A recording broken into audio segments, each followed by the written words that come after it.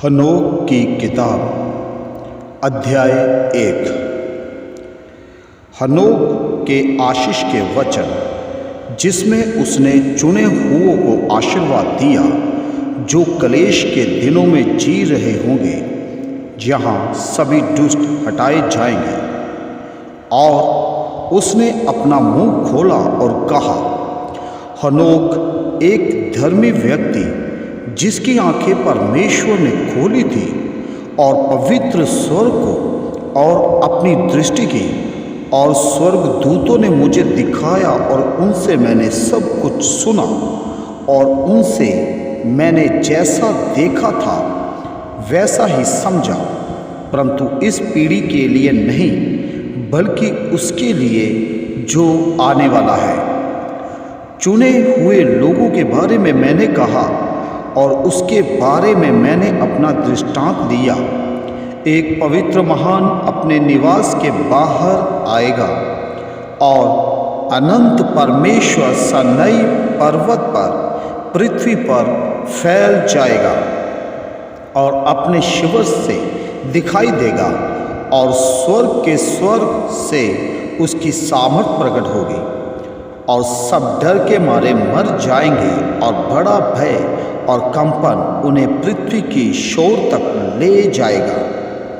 और ऊंचे पहाड़ हिल जाएंगे और ऊंची पहाड़ियों को नीचा किया जाएगा, और मोम की तरह उनके चेहरे पिघल जाएंगे, और पृथ्वी जल जाएगी और उसकी सुंदरता जाती रहेगी, और जो कुछ पृथ्वी पर है सब नष्ट हो जाएगा, और सभी मनुष्यों का फैसला किया जाएगा। लेकिन धर्मी के साथ वह शांति बनाएगा और चुने हुओं की रक्षा करेगा, और उन पर दया की जाएगी, और वह परमेश्वर की संपत्ति होंगे, और वह धन्य होंगे, और वह उसकी मदद करेगा, और वह प्रकाशमान होंगे, और वह उसके साथ शांति बनाएगा। और देखो, वह हजारों हजारों पवित्रतों के साथ आया है, और सभी का न्याय करने के लिए, और सभी धर्मियों का विनाश करने के लिए, और सभी शरीरों को दोषी ठहराने के लिए, उन सभी कामों में से जो उनके धर्म से है, जो उन्होंने अनजाने में किए हैं, और उन सभी कठोर बातों के बारे में जो पापी लोग बोलते हैं। अध्याय 2। स्वर्ग में होने वाली हर एक चीज पर ध्यान दो। वे कैसे अपने चक्रों को नहीं बदलते, और जो स्वर्ग में प्रकाशमान होते हैं कैसे वे सब उठाते और हर एक मौसम में क्रम निर्धारित करते हैं, और उनकी नियुक्ति कोई उल्लंघना नहीं करती। पृथ्वी को देखो और उन चीज़ों की ओर ध्यान दो जो इस पर पहले से लेकर अंत तक होती है। वे कैसे मजबूत है। पृथ्वी की चीज़ों में से कोई भी कैसे बदलता है, और उनमें परमेश्वर के सभी काम दिखाई देते हैं। गर्मी और सर्दियों को देखो कैसे सारी पृथ्वी पानी के साथ भरी हुई है, और बादल और ओस और बारिश इसमें है। अध्याय 3। देखो और ध्यान दो कि कैसे सर्दियों के सभी पेड़, जैसे कि 14 पेड़ों को छोड़कर अपने सभी पत्तों को मुरझा और छोड़ देते हैं, जो अपने पत्ते नहीं खोते हैं, लेकिन नए आने तक पुराने पत्तों को 2 से 3 साल तक बनाए रखते हैं। अध्याय 4। और फिर से गर्मियों के दिनों पर ध्यान करें कि सूर्य पृथ्वी के ऊपर कैसे, और तुम सूर्य की गर्मी के कारण छाया और आराम चाहते हो, और पृथ्वी भी बड़ी गर्मी के साथ जलती है, इसलिए तुम पृथ्वी पर या उसकी गर्मी के कारण चट्टान पर नहीं चल सकते। अध्याय 5। ध्यान दो कि पेड़ कैसे हरे भरे पत्तों और फलों के साथ अपने आप को ढकते हैं, इसलिए उसके सारे कामों को ध्यान से देखो और जान लो कि सदा जीवित रहने वाले ने उनको कैसे बनाया है और उसके काम साल दर साल चलते रहते हैं और वे सभी काम उसके लिए करते हैं और उसके काम बदलते नहीं, जैसा कि परमेश्वर ने तय किया है होता है। और देखो कि समुद्र और नदियां उसके अनुसार चलती हैं और उसके कार्य को पूरा करती हैं, परंतु तुम दृढ़ नहीं रहे, ना ही यहोवा की आज्ञाओं का पालन किया, परंतु तुम विमुख हो गए और अपने अशुद्ध मुंह से उसकी महानता के विरुद्ध घमंड और कठोर बातें की। हे कठोर हृदय वाले, तुम शांति नहीं पाओगे। इस कारण तुम अपने दिनों को घिनौना समझोगे और तुम्हारे जीवन के वर्ष नाश हो जाएंगे और तुम्हारे विनाश के वर्ष अनंत घिनौने कर्मों में बढ़ेंगे और तुम पर कोई दया ना होगी।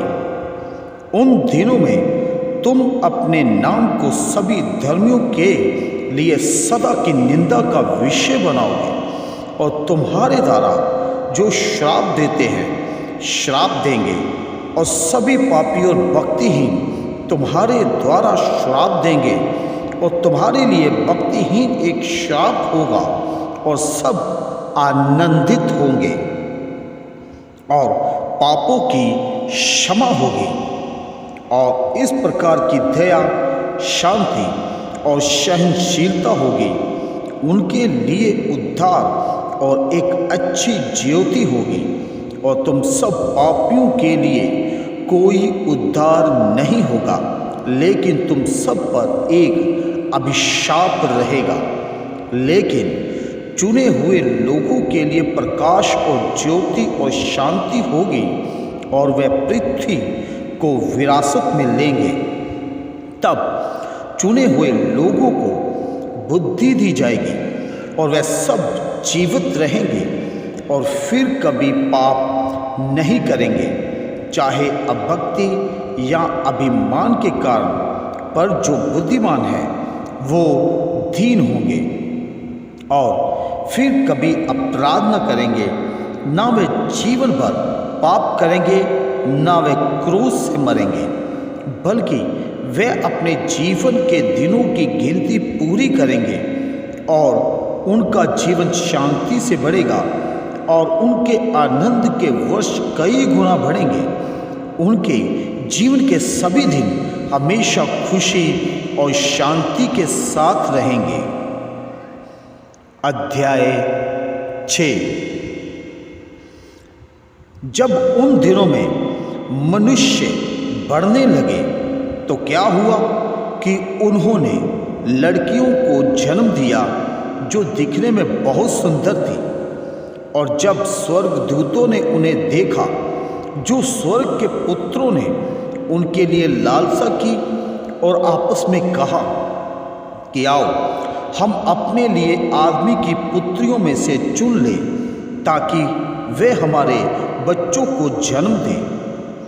और सेम जाजा जो उनका अगुआ था, उसने उनको कहा कि मुझे डर है कि तुम सचमुच इस काम को करने के लिए तैयार नहीं हो और मुझे अकेले ही इस बड़े पाप की सजा भुगतनी पड़ेगी। और उन सभी ने उसको उत्तर दिया और कहा कि आओ हम सभी मिलकर शपथ लेते हैं और हम सभी इस योजना को त्यागने की बजाय आपस में नेम बांधते हैं। तब उन सभी ने शपथ लेकर आपस में नेम बांधा। वे सभी 200 थे। वे जाड़े के दिनों में हार्मोन पहाड़ के शिखर पर उतरे और उन्होंने उसे हार्मोन पहाड़ कहा, क्योंकि यहाँ पर उन्होंने वादा कर कर नेम बांधा था। ये उनके प्रमुखों के नाम हैं। से पहला सेम जाजा, दूसरा रामिएल, तीसरा तामील, चौथा दानियेल, पांचवा बश्कीजाएल, छठवां आर्मारियोस, सातवां अराकीबा, आठवां कोकाबिएल, नौवां रामिएल, दसवां हिजकिएल, 11वां अशाइएल, 12वां भद्राएल, 13वां अनानएल, 14वां याकीएल, 15वां समसाएल, 16वां सत्राएल, 17वां तुरिएल, 18वां जिमजाएल और 19वां सराएल। ये उन 200 स्वर्गदूतों के प्रमुख थे, बाकी सब उनके साथ थे। अध्याय 7। और उनमें से प्रत्येक ने एक पत्नी को चुना और उनके निकट आया और उनके साथ सहवास किया, और उन्होंने उनको जादू टूना और जड़ों और पौधों के गुण सिखाए। उन महिलाओं ने गर्भधारण किया और उन्होंने बड़े शूरवीरों को जन्म दिया, जिसकी ऊंचाई 300 हाथ थी। उन्होंने पुरुषों के हर काम को खा लिया जो वह उत्पादन कर सकता था, और उन्हें खिलाना असंभव हो गया। शूरवीर उनके विरुद्ध हो गए और मनुष्य को भस्म करने लगे, और वह पक्षियों, जानवरों, सांपों, मछलियों के मांस से अपने आप को तृप्त करने लगे और उनका लहू पीने लगे। फिर पृथ्वी भर के लोगों ने उन की निंदा की।